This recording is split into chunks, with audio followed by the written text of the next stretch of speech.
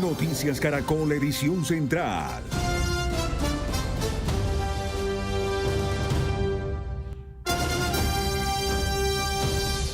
Buenas noches, bienvenidos a la edición central de Noticias Caracol. El juicio que más ha concentrado la atención en la historia reciente de Colombia tuvo hoy su fallo en segunda instancia. El Tribunal Superior de Bogotá absolvió al expresidente Álvaro Uribe de los delitos de soborno en actuación penal, soborno a testigos y fraude procesal. Con esta decisión se cayó el fallo que condenaba al exmandatario a 12 años de cárcel. La determinación leída esta mañana contiene muy duros cuestionamientos al papel de la jueza de primera instancia, a la Fiscalía y a la Corte Suprema de Justicia. Antes de conocer los detalles de este caso, veamos lo que dijo el exmandatario hace minutos en su casa de Río Negro, Antioquia. Compatriotas, muy estimados comunicadores representantes de los diferentes medios. Primero, doy gracias a Dios.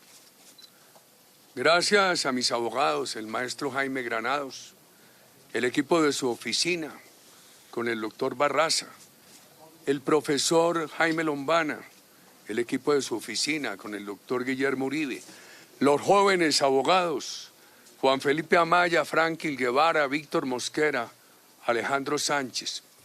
Gracias a mi familia por su compañía, a todos, a mi señora, a tantos profesionales que me ayudaron con sus conceptos jurídicos rigurosos. Quiero agradecer muy especialmente a Carolina Escamilla, Julia Correa Nuti y a Isabel Mejía por su dedicación. Me ayudaron a tomar nota de todas las audiencias y a preparar mi defensa.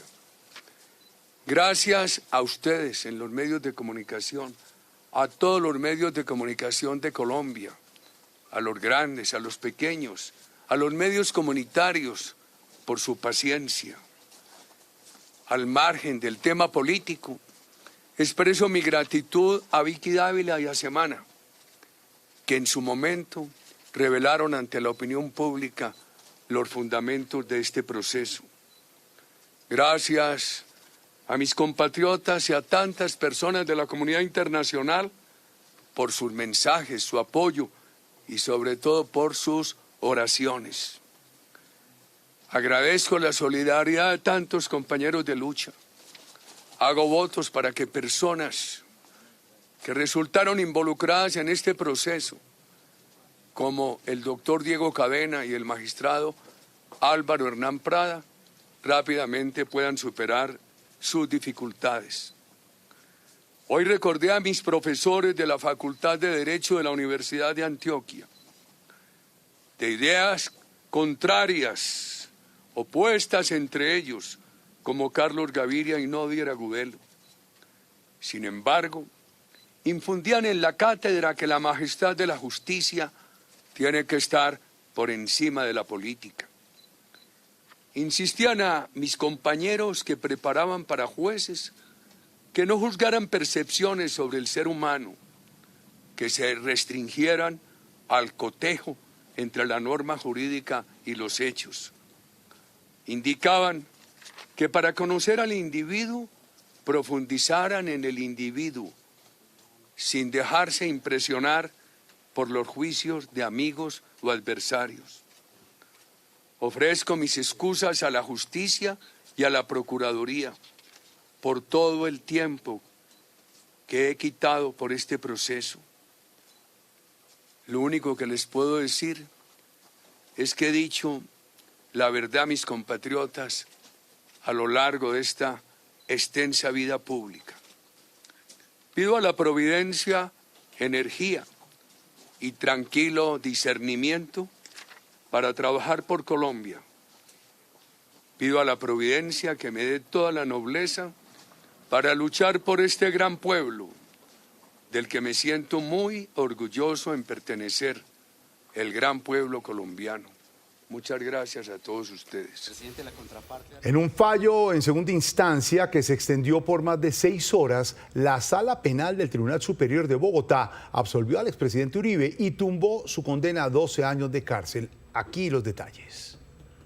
absolver a Álvaro Uribe Vélez de los delitos de soborno en actuación penal y fraude procesal. Para llegar a esta decisión, el magistrado Manuel Merchán inició la lectura del fallo de segunda instancia a las 8 de la mañana, tal como lo anunció desde la semana anterior. El primero en presentarse fue el expresidente Álvaro Uribe Vélez, condenado a 12 años en primera instancia de este caso. Álvaro Uribe Vélez presente, como usted lo ha dicho, en mi calidad de procesado, honorable magistrado. El fallo del tribunal tiene 700 páginas y fue presentado en un resumen que inició desvirtuando las interceptaciones contra el expresidente Álvaro Uribe Vélez. Las primeras, cuando la Corte Suprema ordenó interceptar al entonces senador Nilton Córdoba. En aquella ocasión, el teléfono escuchado fue el de Uribe, prueba clave en el caso que avaló la juez que lo condenó, pero que hoy desvirtuó el tribunal. Se concluye que hubo vulneración del derecho a la intimidad, dado que la orden se basó en información aparente, sin motivos fundados. La invocación del hallazgo imprevisto inevitable carece de sentido jurídico y no legitima la afectación. El error involuntario no desvirtúa la ilicitud, pues la interceptación se sustentó en datos erróneos.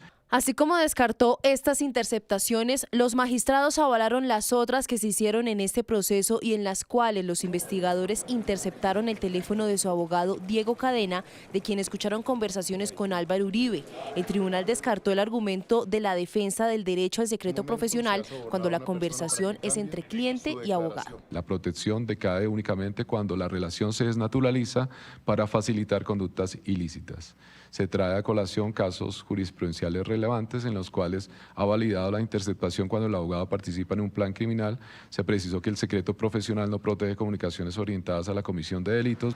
Luego, el tribunal se concentró en las primeras pruebas por soborno en actuación penal y que eran los testimonios de 3 exparamilitares a quienes habría buscado el abogado Cadena para que cambiaran su versión ofreciéndoles beneficios. Los 3 testimonios fueron desvirtuados hoy. Esta fue la posición frente al testigo estrella, Juan Guillermo Monsalve, a quien en la primera instancia la juez Sandra Heredia le dio credibilidad, lo que permitió condenar a Uribe. La sentencia de primera instancia incurrió en errores metodológicos, falacias interpretativas y valoración sesgada de pruebas, al construir inferencias sobre subordinación funcional y dolo sin respaldo objetivo. En consecuencia, el tribunal concluye que no se acreditó responsabilidad más allá de toda duda razonable y revoca la condena impuesta a Álvaro Uribe Vélez. El tribunal añadió que hubo incoherencias temporales en el relato del testigo, quien durante el juicio aseguró no conocer personalmente a Álvaro Uribe Vélez, a pesar de que antes había dicho ser hombre de confianza de los hermanos Uribe.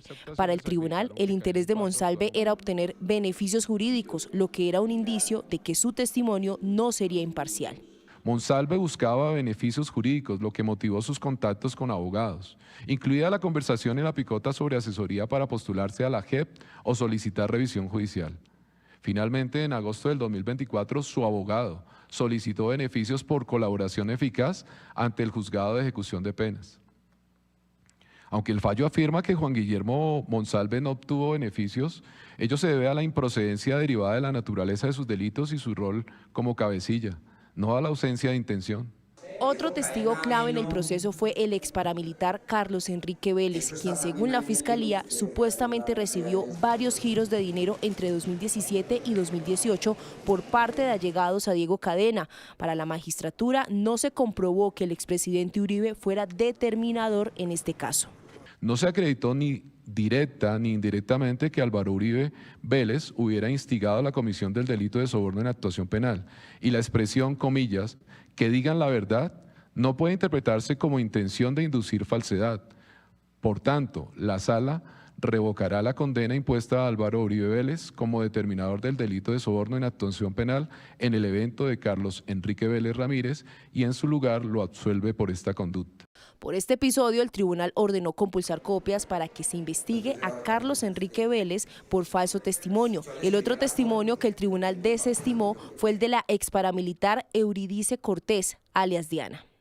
Respecto al delito de fraude procesal, este se fundamentaba en que en el año 2018 el abogado Diego Cadena, actuando como apoderado de Uribe, presentó ante la Corte Suprema de Justicia varios escritos y cartas de exparamilitares en los que afirmaban que Iván Cepeda los había presionado para declarar contra el expresidente. La Fiscalía sostuvo que esas cartas y declaraciones fueron obtenidas de manera irregular y que los testigos recibieron dinero o promesas de beneficios para firmarlas, argumento que el tribunal desacreditó y procedió a absolver a Álvaro Uribe por este supuesto delito.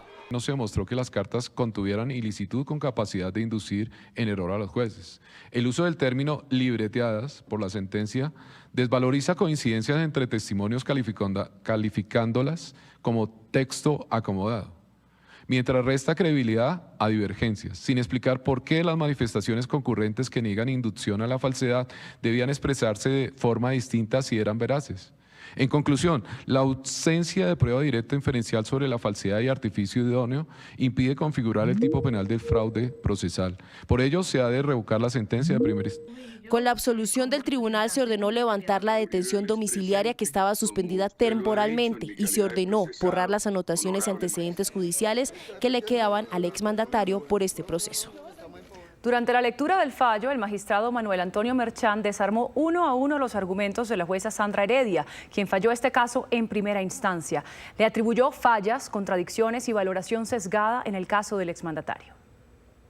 Mientras punto a punto el magistrado del Tribunal Superior de Bogotá, Manuel Antonio Merchán, deshacía los argumentos con los que la juez Sandra Heredia condenó en primera instancia al expresidente Álvaro Uribe. Lo que la sentencia califica como plagadas de ambigüedades. El togado cuestionó los razonamientos de la juez, los que calificó de vagos, subjetivos y hasta imprecisos. La sentencia de primera instancia incurrió en errores metodológicos, falacias interpretativas y valoración sesgada de pruebas, al construir inferencias sobre subordinación funcional y dolo sin respaldo objetivo.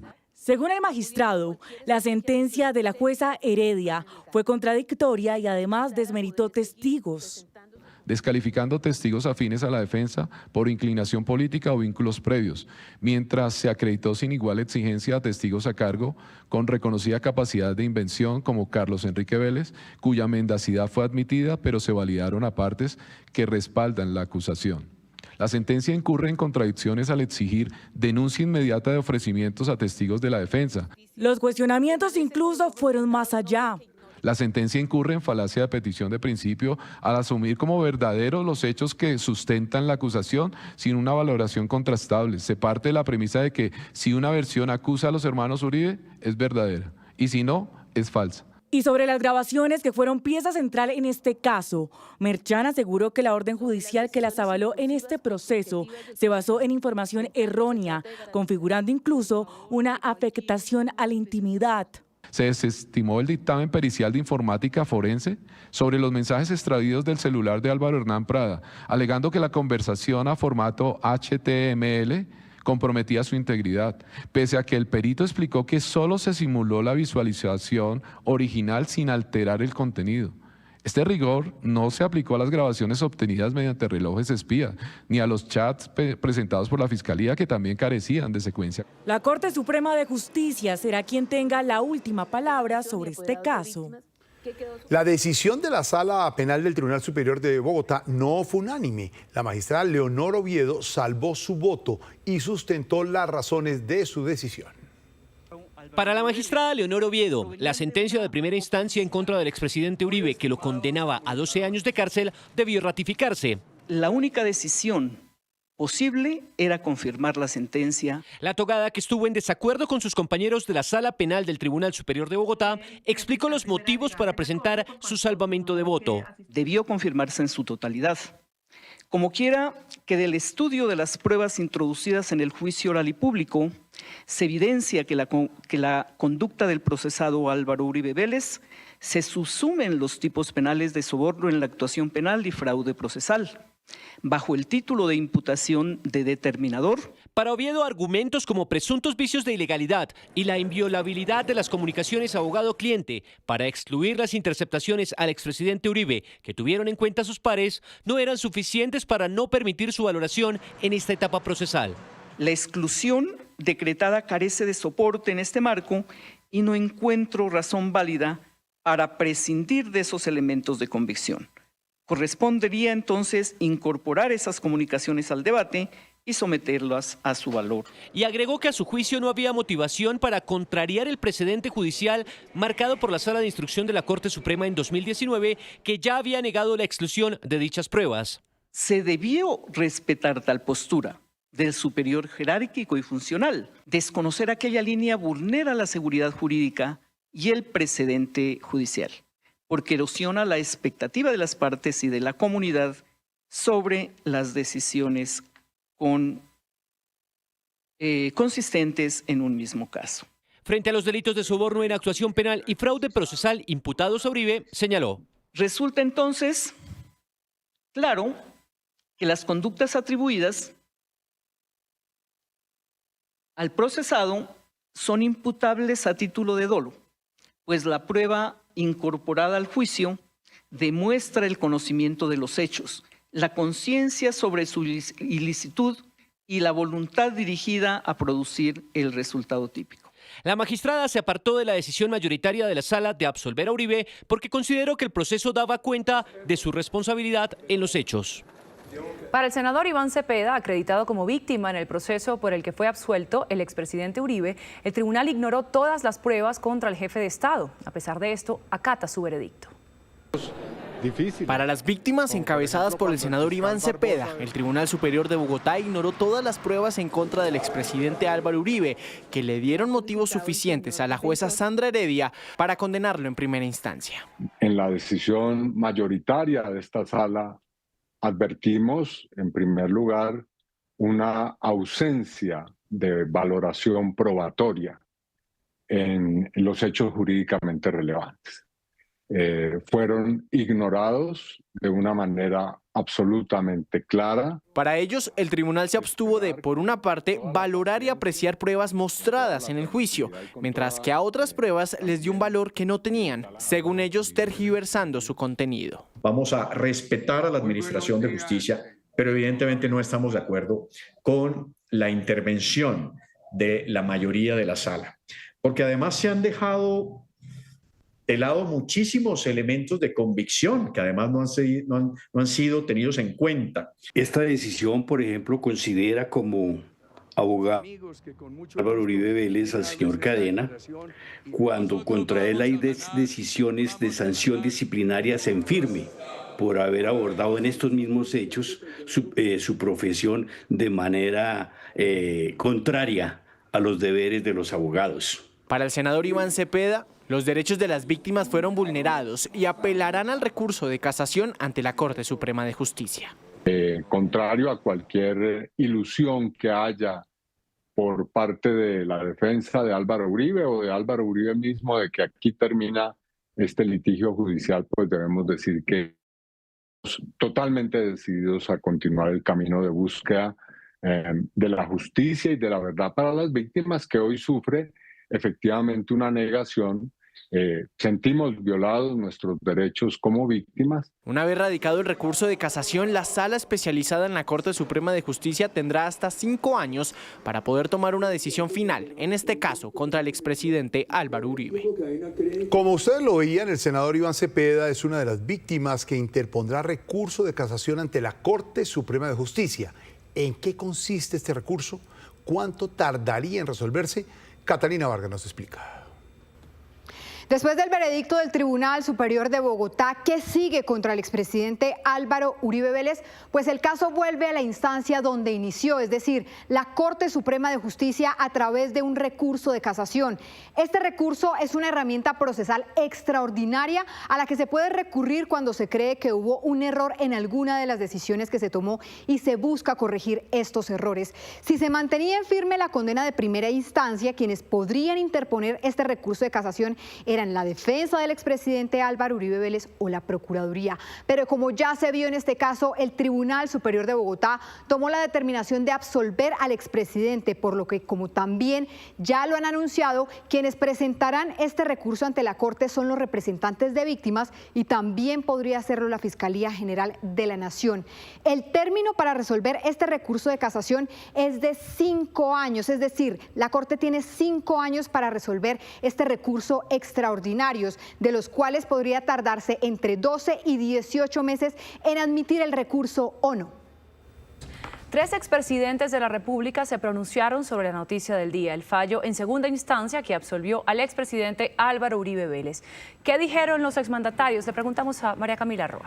Andreina, vamos a empezar con la reacción del expresidente Juan Manuel Santos, totalmente distante política e ideológicamente del expresidente Uribe. Escribió: la absolución del expresidente Uribe debe ser recibida con respeto. Los fallos de la justicia se acatan siempre, no según la conveniencia ni el cálculo político. La independencia judicial es la base de una democracia sólida. El expresidente Pastrana, cercano al expresidente Uribe, aseguró: enhorabuena, presidente Uribe y familia. Finalmente se hizo justicia en la instancia que despolitizó un proceso que nunca ha debido comenzar. Su temple y su fe inquebrantable han sido ejemplares, y el expresidente Duque, que fue pupilo del expresidente Uribe, asegura: se ha hecho justicia. La inocencia que Álvaro Uribe ha probado a lo largo de su vida y luego de tantas infamias ha prevalecido. Su gallardía, honestidad, patriotismo y compromiso con la legalidad han derrotado a tantos malquerientes que pretendieron castigar su batalla contra el crimen. El tribunal derrotó todas las irregularidades del proceso con transparencia y rigor, y también felicitó el expresidente Duque, al equipo jurídico y a la familia del exmandatario. La reacción de 3 expresidentes. De los expresidentes, María Camila, gracias. Mientras tanto, el secretario de Estado de Estados Unidos fijó su posición tras conocerse la absolución del expresidente Álvaro Uribe. Esto dijo en medio de la grave crisis diplomática con Colombia. Juan Camilo Merlano, ¿qué dijo Marco? Jorge Alfredo, pues el secretario de Estado se está sumando a la tendencia. Numeral Uribe inocente, es lo que escribe en su cuenta institucional el jefe de la diplomacia estadounidense, también acompañado de un mensaje donde dice: la justicia colombiana ha prevalecido tras la absolución del expresidente Uribe tras años de una cacería política contra él y su familia. Recordemos que Rubio ha seguido muy de cerca todo el proceso en contra del expresidente Álvaro Uribe Vélez, incluso tras el primer fallo condenatorio en primera instancia en contra del expresidente Álvaro Uribe Vélez. En ese entonces dijo que se trataba de una cacería de brujas, de persecución política. Otro que también celebró la absolución del expresidente Álvaro Uribe Vélez fue el subsecretario de Estado, Christopher Landau. Juan Camilo, gracias. Y también reaccionaron tras el fallo del Tribunal Superior de Bogotá los principales sectores políticos del país. Unos aseguran que se hizo justicia, otros que el exmandatario debe más temprano que tarde responder por lo ocurrido en este caso. Después de conocerse la decisión que dejó absuelto en segunda instancia al expresidente Álvaro Uribe Vélez, algunos miembros de la bancada del Centro Democrático se reunieron frente al Congreso para celebrar. ¡Uribe inocente! ¡Uribe inocente! Tal como ocurrió hace 3 meses cuando se conoció su condena en primera instancia, hoy el país atraviesa una nueva tormenta política entre defensores y opositores del expresidente. Nuestra justicia debe estar libre de falsas víctimas, falsos testigos, interceptaciones ilegales, montajes judiciales. La justicia no puede ser el mecanismo que utilicen unos sectores de la política para cruzar sus venganzas, la violencia política o saldar viejas deudas. Entre las voces que critican la decisión del Tribunal Superior de Bogotá están las de la izquierda, que insisten en que el punto final lo pondrá la Corte Suprema y que no desfallecerán en el caso. Que vamos a seguir luchando por la verdad, por la justicia, que se dio un paso muy importante cuando la juez decidió, frente a un poder tan alto como un expresidente de la República, condenarlo. Álvaro Uribe Vélez está condenado ante la historia, independientemente de la disparidad de criterios que existió entre la primera, digamos el primer fallo condenatorio, que lo absuelve, pues la situación definitivamente se va a zanjar en la solicitud de casación que realizarán las víctimas ante la Corte Suprema de Justicia.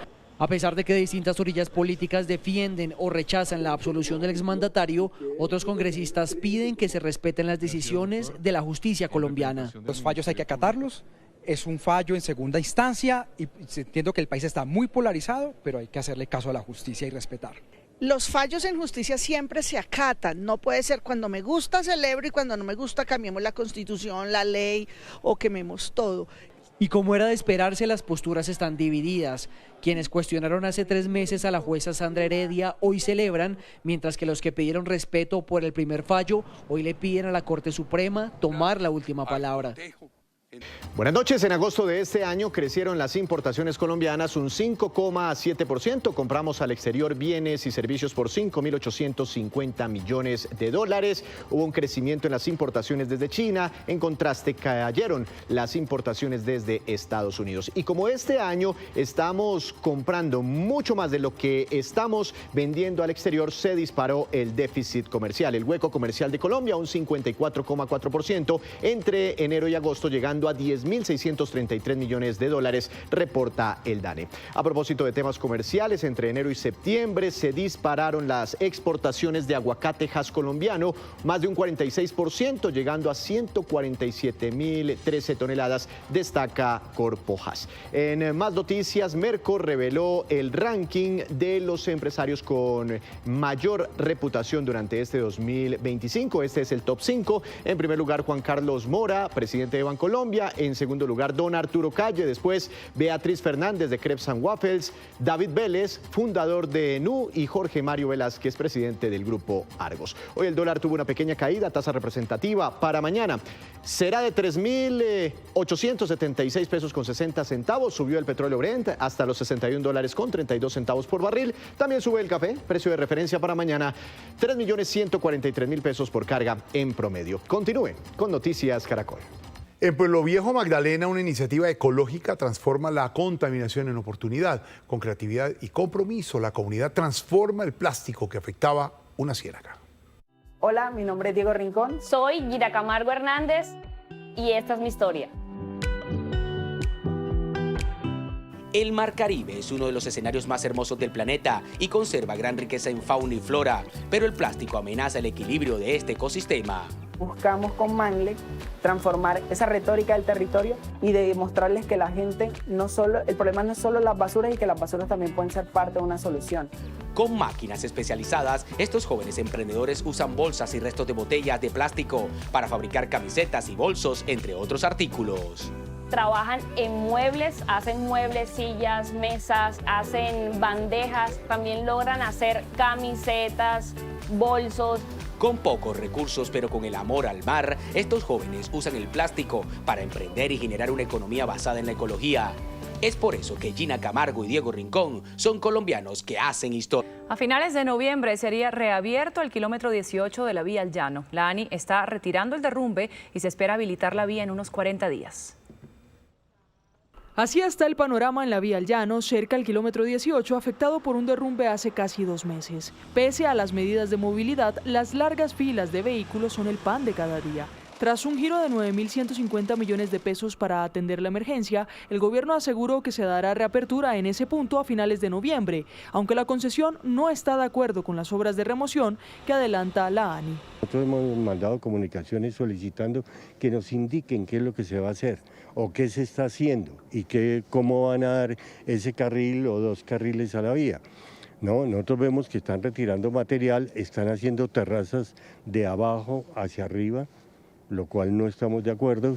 Para la Contraloría, ese tramo no solo necesita la remoción del derrumbe, también obras definitivas que garanticen la movilidad permanente y soluciones estructurales. Que se realicen 3 acciones inmediatas. La primera de ellas, una mesa de trabajo la próxima semana con las autoridades del Gobierno Nacional que administran la infraestructura vial para presentar un balance del estado de los procesos de responsabilidad fiscal que hoy cursan en la Contraloría y para solicitar una auditoría especializada a la concesión. La concesión y la Agencia Nacional de Infraestructura llegaron a un acuerdo para proponer obras estructurales para ese kilómetro y se estima la compra de 25 predios de campesinos que deberán salir de la zona. Hacer los diseños definitivos de toda esta zona, qué es lo que se puede hacer. Toca que trabajar toda esta masa, hay que trabajarla, entonces hay que comprar todos los predios. La inversión en las obras definitivas se estiman entre 50.000 y 100.000 millones de pesos y solo los diseños tardarían 6 meses. El embajador de Colombia en Estados Unidos, Daniel García Peña, anunció en Noticias Caracol que regresaba a Washington como señal de que bajó la marea en la relación bilateral.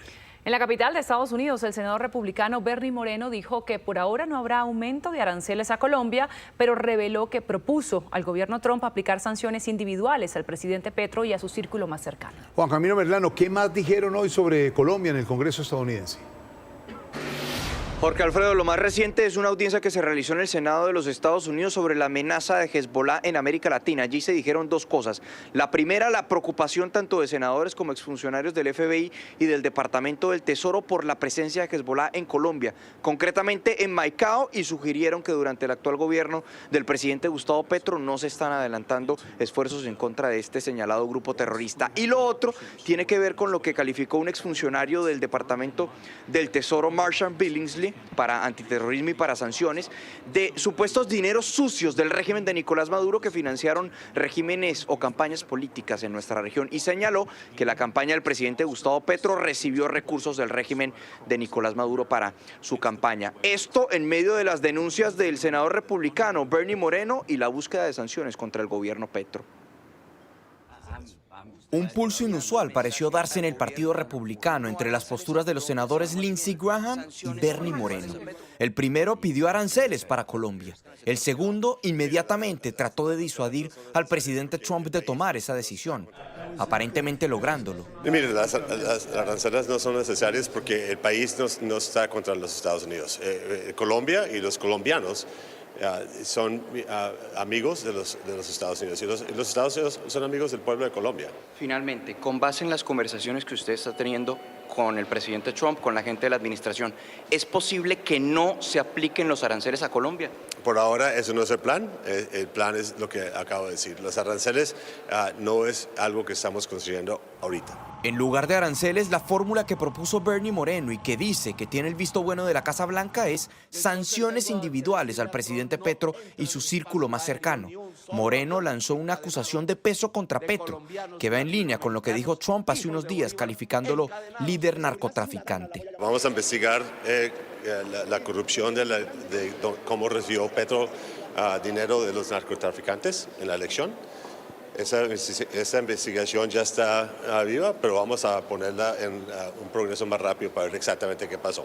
Porque sabemos obviamente que hay bastante evidencia que Petro recibió plata de los narcotraficantes para ganar la elección.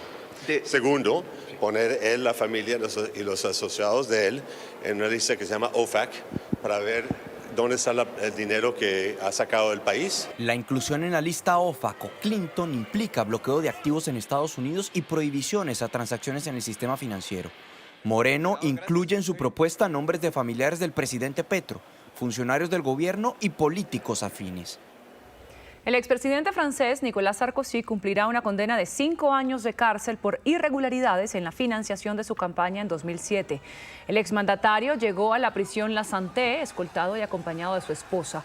El mes pasado, un juez lo condenó por conspiración criminal por recibir dineros del régimen libio de Muammar Gaddafi. Seguimos en Francia, donde las autoridades estimaron en 102 millones de dólares, casi 400 mil millones de pesos colombianos, el robo en el Louvre. La fiscal de París, Laure Bocot, precisó que los ladrones no ganarán esa suma si tienen la pésima idea de fundir las joyas y confió en que no las destruirán. Confirmó que 4 ladrones que participaron en el asalto están identificados. Lo último en Noticias Caracol.